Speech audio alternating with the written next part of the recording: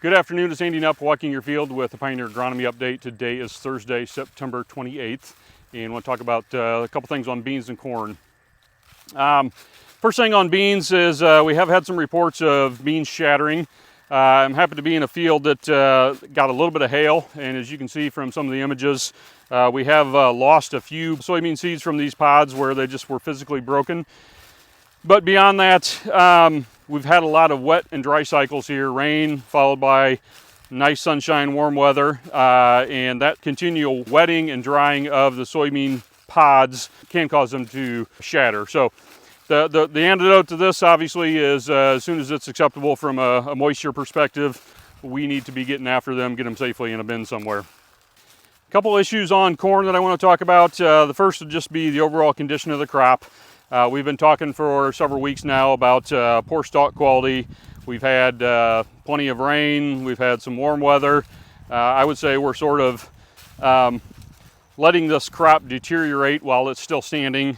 So that concern still exists and is probably exacerbated here now after recent weather events. So we want to make sure that we do what we can to get that corn picked as quickly as possible and get it safely in a bin somewhere. Speaking of corn yields, continue to hear really positive numbers. I think the real key question that I've been getting around that is, where's the yield coming from? And my simple answer, and to give some credit to my colleague Emily Huber, it's with kernel weight. Emily's done some work looking at how many kernels does it take to make up a bushel.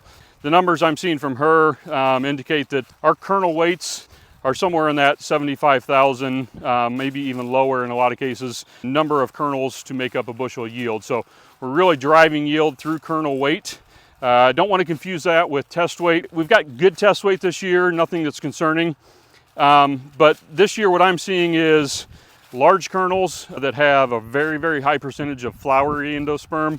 Normally hybrids that have really good hard endosperm, or what we call horny endosperm, that translucent look to it, are not showing quite that level of quality this year. I'm going to guess that's just a little bit related to the stress of how we finished the season. Nonetheless, that does cause us some challenges when we think about how do we handle that grain and how do we store it. So definitely more of a challenge to get it off the cob. I'm hearing a lot of concerns around making sure combines are set appropriately to make sure that we're not damaging those kernels. And then furthermore, getting them through a dryer. We are seeing a lot of fines in FM on the back end of our drying systems. And again, if you're drying and storing corn on farm, that could present some unique challenges for you as you know, we put that grain in the bin and we let it sit there. So certainly keep a close eye on those, pay attention to what you're putting in, and make sure you're sampling to avoid any problems that could be caused from that. That's all I have for an update this week. I hope everything's going well. Hope you keep having a safe harvest. Thanks.